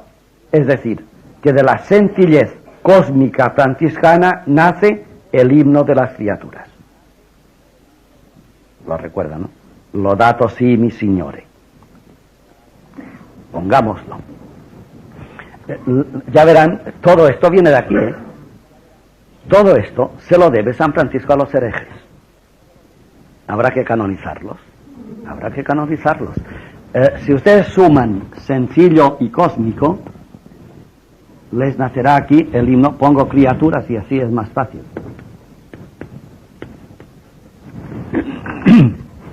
Fíjense cómo alaba él en las criaturas todo lo que es típico de la sencillez de la criatura. El sol es el sol, nos da luz y tal. Piensen en el fuego, que es robustoso y fuerte. No ha dicho nada, lo sabíamos. Justamente no es nada más. No es que caliente, es decir, son otras, robustosa y fuerte. El agua, que es limpia, preciosa y casta. Las nubes, el viento poderoso. Todo el orbe ahora se pone a cantar, pero por el ojo de San Francisco, que no pone una motita de polvo en lo que mira. Es sencillo. Y por esto Francisco logró ante Inocencio III, que tenía la vista así de lince, pasarle todo el extraperlo de la herejía, porque Inocencio III vio la cara limpia de San Francisco y dijo, este no puede engañarme. Eso es todo. Noten que eso se llama el franciscanismo. El padre Gemelli, cuando el franciscanésimo habla de esto. Esta es la ola franciscana que llega hasta nosotros. Y lo curioso es que somos tan franciscanos que Francisco de Asís todavía hoy despierta simpatías por donde está. Es curioso. Y a veces, y no se puede decir, insisto porque conozco el tema, y no se puede decir que esto se debe al franciscanismo de los franciscanos, sino que muchas veces, a pesar de los franciscanos, es adorable Francisco de Asís. Así es de grande. Uno podría decir, hombre, claro, con la ola de fuerza de los franciscanos, que son la orden más poderosa del mundo, y con sus 3 divisiones, son los más poderosos del mundo, los franciscanos. Todo el mundo es franciscano todavía hoy.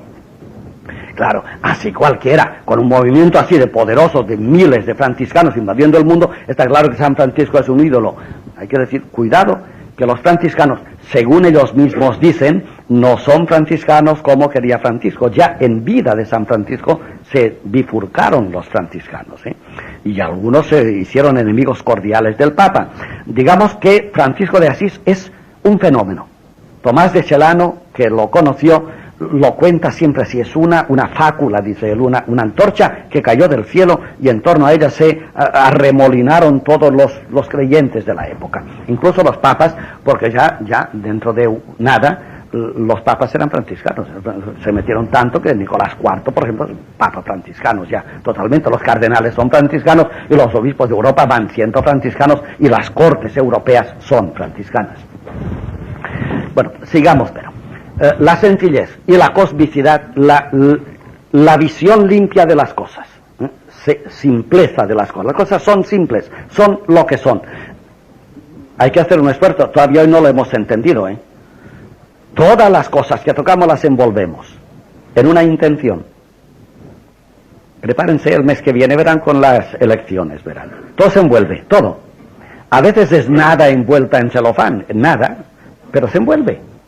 Eso es lo antifranciscano. El franciscanismo es sinceridad, que también entra en la sencillez. Ver las cosas como son y llamarlas por su nombre y entrar en sintonía con ellas, y esta sintonía es universal. El hombre no puede ser sencillo con el hombre sin descubrir pronto o tarde que esta sencillez hacia el hombre se extiende hacia el animal, la planta y la estrella. Nace el libro de las criaturas, donde es cantado todo, y donde hasta el final, como ustedes saben, cerca de la muerte, Francisco añade incluso la hermana muerte, sora morte corporale. La muerte corporal es también hermana nuestra. Toda la creación es hermana. El agua es hermana, el fuego robustoso y fuerte, las nubes, el viento y la muerte. Todo es hermano.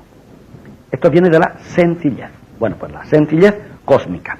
Lo cual lleva a un comportamiento de sencillez que él llama pobreza. La pobreza es la pobreza. ¿Qué significa pobreza? Pues es el aspecto exterior de la sencillez. Cuando uno es rico, cuidado que no hay intención aquí, pero nosotros podemos pensar, el Papa de su tiempo, por ejemplo. Cuando uno es rico, se envuelve en buena comida, en buenos caballos, en buenos servidores, en buenos vestidos, en buena vida, con lo cual la sencillez, el cogollo, queda muy disimulado. Hasta la riqueza permite disimular la falta de cogollo. Se puede vestir perfectamente una nada, ¿o no? Claro.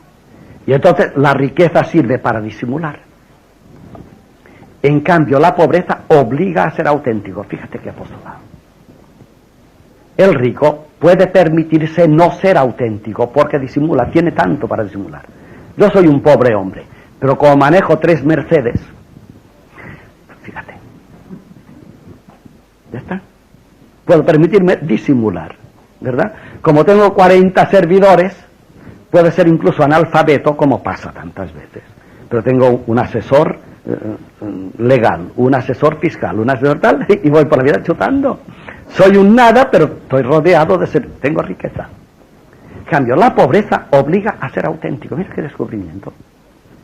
Y por esto, los franciscanos, la obra de San Francisco, una vez que ha descubierto la sencillez y la cosmicidad, descubre el valor de la pobreza. La pobreza no es oposición a nada, como decían muchos de sus antecesores, sino que es afirmación de la realidad de uno, de la simplicidad de uno. Nosotros no predicamos pobreza contra el Papa. Dice San Francisco, Celano dice Francisco, que aun cuando los sacerdotes fueran pecadores, yo recibiría la comunión de ellos. No me importa quién sea, no me importa. Yo lo que quiero es ser sincero. Y por eso impone la pobreza. Y una pobreza tan a rajatabla que ya en la primera regla, San Francisco tiene una serie de reglas porque no se las admitían, ni se las discutían, ni se en el testamento luego quiso poner los puntos. Es curioso. Era un hombre que soltaba pájaros. Y hubo un buen día que hubo tantos pájaros que dijeron, hay que ponerlos en una jaula, le dijo alguien, franciscano. Bueno, y claro, cuando quisieron recoger toda la pajarera en una jaula, no le escupieron los pájaros. Y empezaron las ramas del franciscanismo. No cabía. Francisco es el hombre de la historia peor organizador que ha existido jamás. Claro. Y estoy seguro que ahora él está feliz de que yo lo diga, además. Porque la organización disimula fallos. Es una forma de riqueza Uy, la pobreza franciscana es tremenda. Hay que leer documentos para entenderlo. Decimos, por el franciscano es no tener dinero. Esto es la forma exterior de la pobreza. La pobreza franciscana es desnudez, dice él. Ya saben que un día salió a predicar en un púlpito en calzoncillos. Desnudez. Hay predicadores que para poder predicar se han de vestir de casulla y pluvial, para tapar bien. Francisco puede predicar desnudo. Fíjense lo que significa esto. Es decir, que le puedes investigar lo que quieras y no hay nada por detrás. Nada. No tiene antecedentes Francisco. Los demás pueden tenerlos, por eso se visten bien, para que no les vean lunares en su piel. Francisco predica desnudo. La pobreza es un desafío. Solamente puede ser pobre el que es de verdad rico. De sí. Por eso la pobreza franciscana es, en su determinación exterior, de 1000 vertientes. Primero, los franciscanos no tendrán casa, no pueden tener casa. Las casas donde viven no son propiedad suyas. No tendrán comida, mendigarán. Y esta comida no pueden acumularla. Ya saben que Francisco mandó que el día que los frailes reúnen comida, después de haber comido y cenado, si sobra algo, se deja fuera del convento para los pobres. Cuando se acuesta el último franciscano en el convento, no ha de quedar ni un mendrugo. Digo que esto es el exterior, la lectura de la pobreza. Otra idea fuerte de la pobreza: los frailes no pueden estudiar, han de ser cortos, porque la sabiduría es una forma de riqueza. Luego vendrá Fray Elías en vida de Francisco y le dará el disgusto diciendo: es que ahora están las universidades, empezaban entonces, y hay que preparar frailes. Para preparar frailes, bueno, ¿no tienen ustedes chicos estudiando? Preparar frailes es muy caro, muy caro. Y Francisco dijo: no. Además, saber aleja de Dios, lo cual puede ser verdad. Pero fíjense por dónde va la pobreza. Saber, tener títulos de teología, de filosofía, es una riqueza, no la quiero. Predicar en sabiduría. Curioso, San Francisco, Lourdes lo subraya. San Francisco no era devoto de San Pablo, porque es complicado, sabe demasiado. Le gustaba mucho San Mateo y San Juan. San Mateo por simple y San Juan por místico. Basta. Tan pobre que no quiso ser sacerdote, no por no serlo, seguramente también por no serlo, pero por simpleza. Es que ser sacerdote disimula, sobre todo en aquellos tiempos, y en tiempos que ustedes han conocido. Uno podía ser un perfecto patán, pero con sotana iba que chutaba. ¿Qué es la riqueza? La sotana es riqueza. Entonces no hay que ser curas, y por eso los franciscanos se llaman fratres, no patres, son hermanos, no padres. Y además hermanos, es lo que pido en los grupitos que había en Asís justamente, hermanos puede ser el hermano mayor de la familia, no, fratres minores encima. El hermano pequeño, son hermanos pequeños todos, ven la pobreza, hermanos pequeños, pero de golpe te das cuenta que ser hermano y ser pequeño son dos pobrezas. Hermano contra padre y pequeño contra grande, menor contra mayor. Y aquí otra vez la pobreza. Noten que al no poner aristas en las cosas, al ser simple y al no utilizar la realidad para atacar, en vida de San Francisco, la gente se amontona en torno a él porque atrae mucho y la jerarquía no ataca. Vieron que estos franciscanos eran inofensivos. Fíjense la carga que llevaban dentro. Digo que dura hasta nosotros, pero sin embargo lo hacían con tanta simplicidad, con tanta cosmicidad, lo universal, y con tanta pobreza, que aquello era una presencia de Dios. Esta ola de la que habla Celano, que invadió Europa, era una ola de un atractivo irresistible. Los que se acercaban a Francisco sucumbían siempre. Y los que se acercaban al movimiento franciscano de la primera hora sucumbían siempre, se hacían franciscanos. Todo el mundo se hacía franciscano. Se peleaban para ser franciscanos. Hay que añadir, por tanto, otro detalle. Pero retengan lo que yo diría que al hablar de San Francisco no suele decirse, y es el secreto de San Francisco. La simplicidad. Francisco es un hombre que no tiene repliegues, no tiene segundas intenciones. Segundo, una visión del mundo entero ecológica, como diríamos hoy.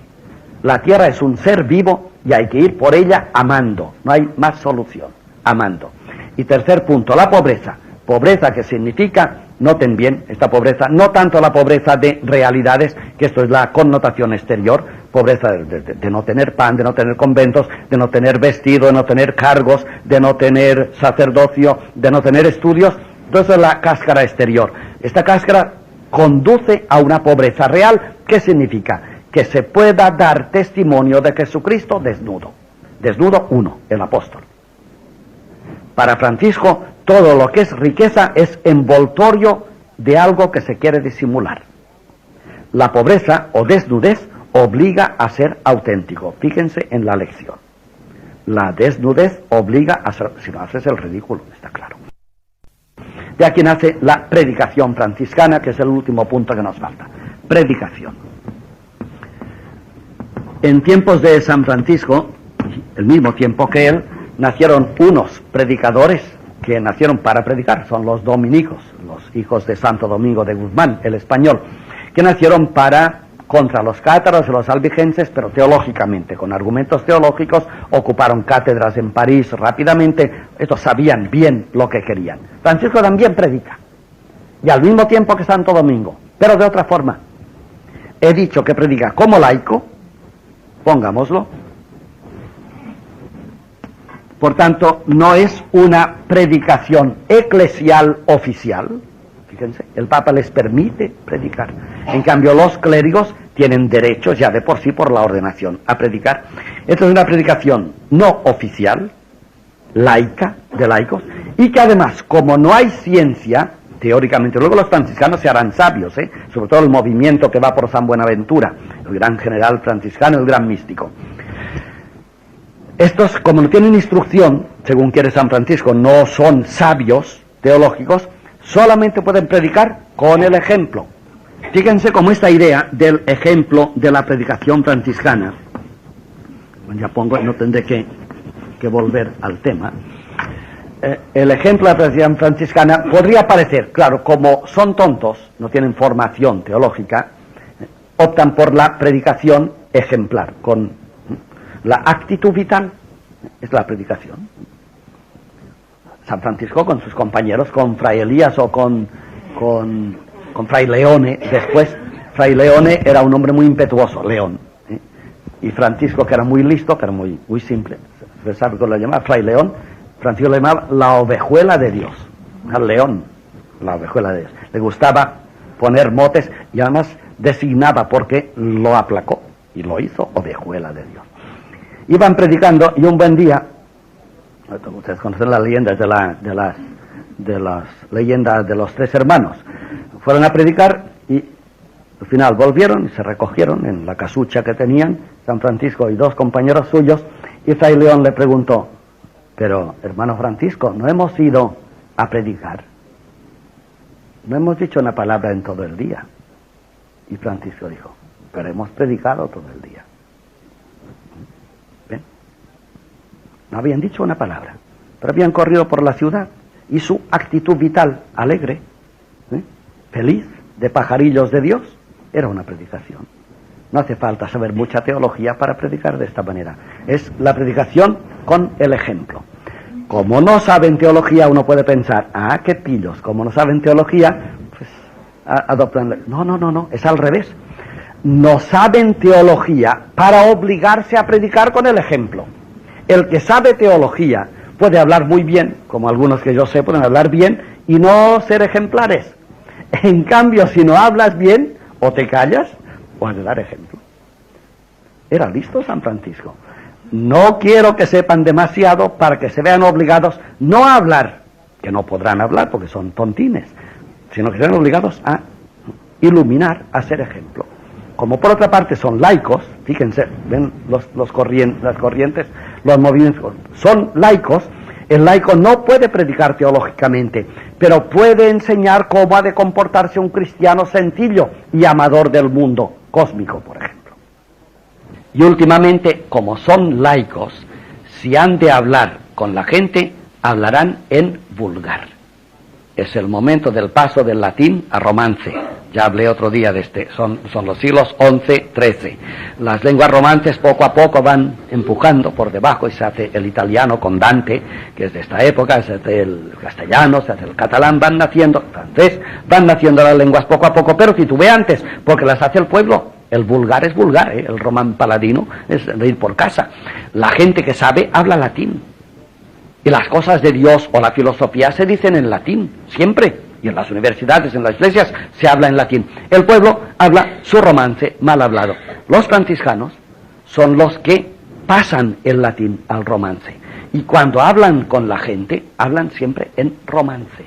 Es decir, se hacen pequeños con los pequeños. Otra pobreza. Hay que pensar que en el siglo XII, por ejemplo, la gente que empezaba a titubear español mal hablado tenía un complejo de inferioridad terrible. Como los pueblerinos que hablan español mal, ¿verdad? Yo me acuerdo de cuando estaba en Alemania, en los pueblos de la Selva Negra, pues la gente habla un alemán pues, dialectal con muchas faltas. Pero lo saben ellos y por tanto tienen cuidado. Bueno, pues en la Edad Media, en el siglo XII, seguramente la gente que empezaba a hablar español o catalán lo hablaban así en casa, sin gramática y sin nada. Y los grandes venían hablando latín. Y claro, eso se llama epate, en latín. Y el pueblo no entendía gran cosa, pero hablaban en latín. Y Francisco, no. Porque uno puede ser tonto y mal cristiano y hablar en latín y deja patidifusos a la gente. Pues no, nosotros vamos en vulgar, lo cual nos obliga a ser sinceros y además a estar cerca del pueblo. El movimiento franciscano es un movimiento popular, no solamente laico, sino popular. Los franciscanos rebajaron, lo de rebajar hay que decir sublimar, pero digo, rebajaron el nivel científico a popular. Dicho bien, elevaron el pueblo poco a poco al nivel de altura, a la lengua oficial y grande. Así que en vulgar se habla, por ejemplo, el himno de las criaturas de Francisco de Asís, Laudato si mi Signore, está en italiano, no en latín. La predicación que hacen con su ejemplo es predicación de ejemplo, pero las veces que intervienen ya oficialmente cuando son los franciscanos ordenados sacerdotes, procuran hablar en vulgar. Son los que han pasado el saber latín al molde de lo vulgar. Con Ramón Llull veremos esto con más detalle en la última lección. Y falta lo último. Y llenar las cosas de la vida de poesía. Francisco es un poeta. He dicho que diría 2 palabras de la poesía. Para ser franciscano hay que ser poeta. Por eso uno no es franciscano, claro. ¿Pero qué significa poeta? Bueno, Dante, que tuvo tantos contactos con los franciscanos, como saben, y que no conoció a San Francisco, pero está dentro de la ola del franciscanismo, ya sabía Dante que ser poeta es ser creador, pero creador justamente tomando los argumentos de la creación. Ya estamos en la ecología o en lo cósmico. Poeta significa para San Francisco ir por las cosas con tal sencillez de uno y de las cosas que permita a uno captar la vibración de la realidad. Francisco, cosa que toca, la deja iluminada siempre. Y esta es la impresión que tenían los primeros franciscanos. Te acercabas a Francisco y quedabas lleno de luz. Celano ha dicho esta palabra, es fundamental. Francisco atrae y llena de luz inmediatamente. Toca su mundo y su mundo se llena de luz. Toca la Iglesia y la Iglesia se llena de luz. La reforma que los papas querían desde tantos siglos la hicieron los franciscanos y justamente introduciendo en la Iglesia lo que la Iglesia rechazaba, que es lo que más necesitaba la Iglesia: la pobreza, la sinceridad o la sencillez y la cosmicidad o fraternidad universal. Pero a propósito de la poesía quiero decir todavía otra cosa. Posiblemente todos los que conocemos a San Francisco de referencias o de lecturas que hayamos hecho, tenemos la impresión de que era un hombre, imposible de definir, de apresar. Quizás es la impresión más inmediata de San Francisco. Le ves fundador de una orden, le ves inventor, encauzador de unos movimientos nuevos hacia la Iglesia, le ves inaugurador de una época nueva, de ensueño, de alegría, le ves como un aire nuevo que entra en la Iglesia, pero a la hora de definirlo, ¿cómo definirías a San Francisco? Y si ustedes se fijan, cada autor que escribe de San Francisco le ve de diferente manera. Eso significa que es poeta. Es imposible de definir San Francisco. Es una persona, pero sobre todo no, después de persona, que es lo más grande que se puede ser, es una fuerza caudalosa incontrolable. San Francisco es capaz de todo, hace poesía o transforma en poesía lo que toca hacia límites insospechados. Se mete en la Iglesia y es en la Iglesia lo más cristiano de toda la Iglesia, mucho más que los papas y los obispos. Se mete por el lenguaje y hace del lenguaje una cosa inolvidable, la canción de las criaturas, por ejemplo, y se mete en la vida y aparece por la vida como una gran luz, absolutamente inaprensible, pero profetizadora de cosas que vendrán después. Desborda su propio tiempo. Si juntamos todo lo que hemos dicho, creo que nos quedará no la figura de San Francisco, que digo que es inapresable, pero sí lo que pienso que hoy deberíamos pensar de San Francisco. Esta lección está pensada como una predicción de lo que puede llegar a ser el cristianismo que vendrá en el siglo XXI, o que viene ya, absolutamente diferente del cristianismo en el cual hemos sido educados. Y San Francisco está puesto aquí como un ejemplo de un cristianismo que, primero, es un cristianismo, en el siglo XIII, que es cristiano contra todo el cristianismo oficial de su época. ¿Saben lo que esto significa? Francisco entra en el cristianismo y lo pinta, le insufla luz, de tal manera que el cristianismo empieza a ser cristianismo enterrando lo que hasta entonces era típico del cristianismo. El poder, por ejemplo, la iglesia poderosa, los papas dominando el mundo, las riquezas queridas por los papas y por la iglesia. Viene Francisco, predica todo lo contrario y logra en pocos años que todo lo contrario de lo que había sido el cristianismo hasta entonces se imponga. He dicho, por ejemplo, el laicismo. Era tan contrario el laicismo, el mundo laico, a la iglesia, que ha necesitado 700 años el mundo laico para imponerse y que venga un papa como Juan XXIII que nos diga que lo laico ha llegado ahora a la conciencia de la iglesia. Ahora en tiempos de Juan XXIII, hace 20 años. Y es el laicismo que había, o el laicado, que había inaugurado San Francisco gracias a los movimientos torrenciales que llegan a él, anteriores a él, de reforma de la iglesia.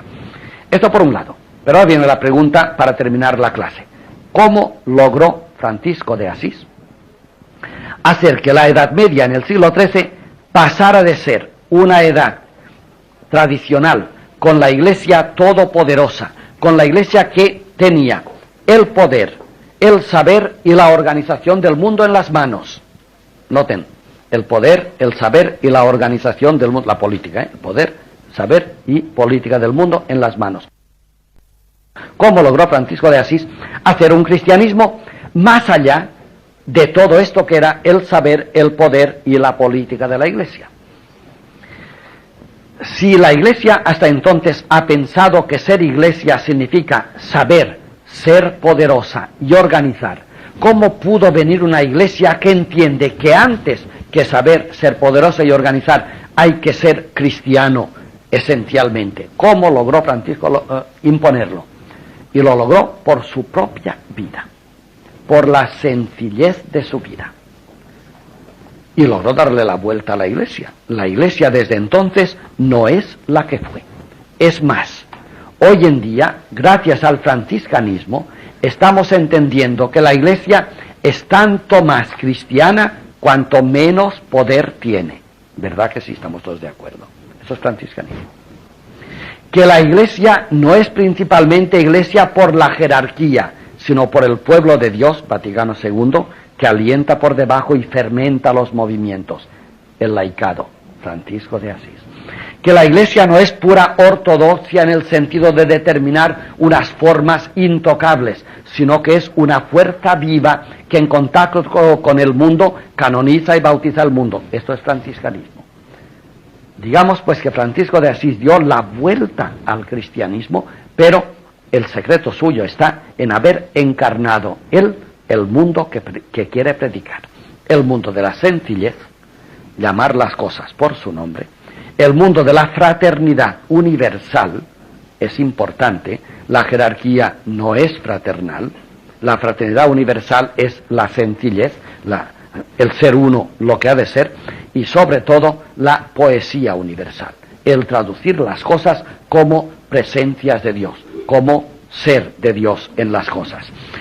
Es decir, en síntesis, que San Francisco de Asís es un cristiano que hizo una revolución gracias a la mística. No gracias a la ciencia, sino gracias a la experiencia de Dios.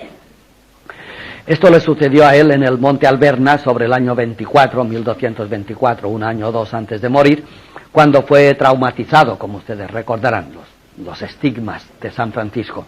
Es una visión especialísima en la que coinciden todos, y los papas franciscanos la han corroborado siempre, una experiencia de Dios especial, tan experiencia de Dios que fue marcado por las huellas de Dios, por las llagas de Jesucristo.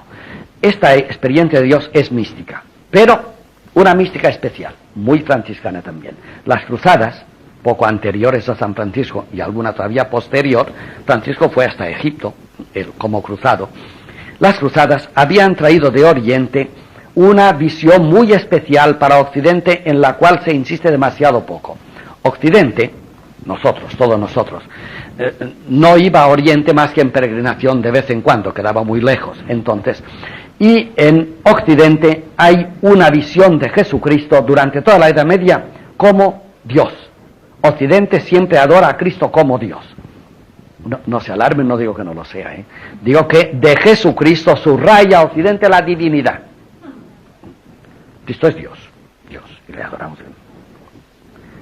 Pero las cruzadas, que han tocado el mapa de Jesucristo, han estado en Tierra Santa, vienen los cruzados diciendo, no, yo he estado donde Cristo nació, en Belén, donde Cristo cayó, la Vía Dolorosa, donde Cristo fue enterrado, en el sepulcro, donde Cristo murió, en el Calvario, con lo cual los cruzados que vienen de Oriente entran hacia Occidente un contacto con la humanidad de Jesús. Las cruzadas fueron un desastre, pero esto es definitivo. Cristo empezó a ser humano para Occidente gracias a las cruzadas.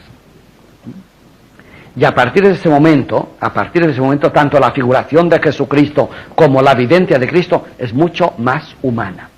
Francisco de Asís no fue el primero, pero estuvo entre los primeros en celebrar humanamente la Navidad de Jesús. No se celebraba. Cristo nació como nosotros y durmió como nosotros y comía como nosotros y padeció como nosotros y murió como nosotros. Esto lo traían las cruzadas, o los cruzados que venían hacia acá. Y Francisco es hijo de la cruzada. Con lo cual, fíjense, la cosmicidad, somos hermanos de todo el mundo, llevó una consecuencia. Y somos hermanos de Jesucristo, hombre. Esto es franciscano. La ternura. San Bernardo había empezado, San Bernardo es nombre de cruzada, el responsable de la segunda cruzada, San Bernardo. Ya empieza con la teneritud, que habla él, la terneza, la carne tierna de Jesús. Pero el que insiste y subraya es Francisco de Asís, casi 200 años después de San Bernardo. Jesucristo es un hombre. Y hemos conocido su tierra y el lugar de su nacimiento y de su muerte y de su entierro. Con lo cual, una ola mucho más nueva entra en Occidente, de forma que Jesucristo, que quedaba un poco lejos como Dios, ahora queda muy cerca del hombre como hombre. Y por eso la mística de San Francisco de Asís es una mística no de experiencia de Dios, Utsik, sino de experiencia de Dios como hombre, de Jesucristo. Por esto la estigmatización en el Alberna es una estigmatización de Jesucristo. Experimenta a Dios, pero le quedan las llagas de Cristo en sus manos. Esta visión de Jesús tierno como hombre, viviendo entre nosotros y muriendo entre nosotros, es quizá lo más franciscano del franciscanismo. Es lo que hizo decir a Sabatier que después de Cristo el hombre más cristiano de la historia es Francisco de Asís. Por ahí nos falta mucho franciscanismo todavía. Todavía en Occidente, desgraciadamente, y por falta de franciscanismo, si tú dices, no, yo no creo que Jesucristo tuviera hambre en el desierto. No tenía hambre. Jesucristo cuando moría en la cruz, moría en la cruz, pero como sabía que el otro día resucitaría, si tú vas negando la humanidad de Jesús en Occidente, no suele pasar nada. Si yo les digo que Jesucristo no iba al váter nunca, ustedes no me van a denunciar, ¿verdad? No. ¿Ustedes saben lo que significa? No iba al váter significa que niego que era humano. Sí, es una herejía. Nadie me denunciará. Ahora si digo, Jesucristo es Dios, pero un poquitín más pequeño que el Padre, me denuncian inmediatamente. Inmediatamente. Lo que es tocar la divinidad de Jesús es peligrosísimo en Occidente. Jesús es más Dios que hombre para nosotros. Francisco de Asís fue el primero que dijo, es hombre, y lo metió con Dios. Teóricamente, sabemos que Cristo es Dios verdadero y hombre verdadero. Pero nos excomulgan si rebajamos a Dios en Cristo. No nos excomulgan si rebajamos al hombre en Cristo. Nos falta franciscanismo. Decir que Cristo es inferior al Padre es una herejía. Pero decir que Cristo no iba al váter es otra herejía. Igualmente grave. Quizá más porque Juan decía, el que niega que Cristo ha venido en carne humana, lo decía contra los gnósticos, el que niega que Cristo ha venido en carne humana es el anticristo, en carne humana. Negar la humanidad de Jesús es el anticristo, no negar la divinidad. Pero Occidente ha estado tanto tiempo lejos de Oriente que hemos afirmado a Cristo tan divinamente que nos queda lejos como Dios. Francisco de Asís ha acercado tanto al hombre Cristo a nosotros que se le ha tildado a San Francisco y a los suyos de panteístas. El hombre Cristo es Dios. El hombre Cristo es Dios. Y el hombre es Dios. Y la flor es Dios. Y el río es Dios. Y el lobo es Dios. Sí, ya dije el otro día, y ahora está el franciscanismo. El panteísmo es un problema para los que no conocen a Dios. Para los que le conocen, no es problema el panteísmo. Así que si Roma tilda a fulano de tal de panteísta, el problema es de Roma, no es del otro. ¿Sí? Los que tienen experiencia de Dios no tienen problemas con el panteísmo, saben perfectamente lo que quieren decir. Los que no tienen experiencia de Dios tienen problemas con el panteísmo.